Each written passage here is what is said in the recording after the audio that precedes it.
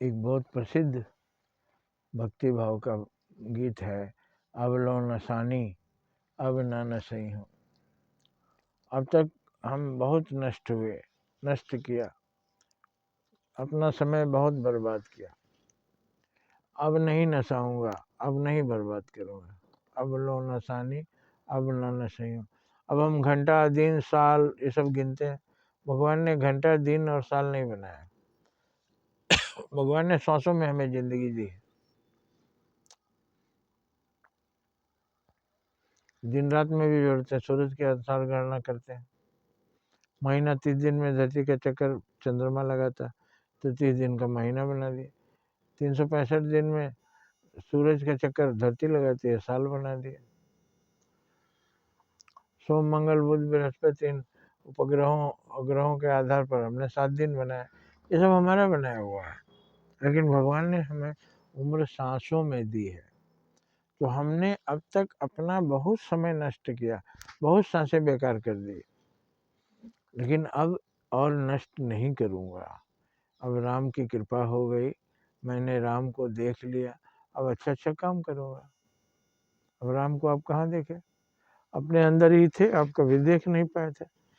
आज हमने आपको दिखा दिया, सांसों के रूप में अंदर बाहर जो सांसें हो रही हैं, यही परमात्मा है। हृदय जहाँ धड़क रहा है वहीं आत्मा रहती है। बोलते हैं आपकी आत्मा क्या कहती है? आत्मा विचार करके कोई काम करो, आत्मा से सोच समझ कर कुछ काम करो, आत्म मंथन करो। ये सब तो अब मुझे ज्ञान हो गया। अब मैं भौतिक सुखों की ओर नहीं भागूंगा, अब भगवान की भक्ति करूंगा। अब बहुत से लोग भक्ति कर रहे हैं, दिन रात मजीरा ताल बजा रहे हैं, दूसरों का दिया हुआ खा रहे हैं, किसी की मदद। वही भजन करना भी अच्छी बात है, लेकिन सेवा सबसे बड़ा भजन है। भजन गाइए और सेवा में जुट जाइए। क्योंकि बहुत से लोग धोबी कपड़ा धोता है, शिव राम बोलते रहता है। शिव राम नहीं बोलता, सिया राम, सिया राम।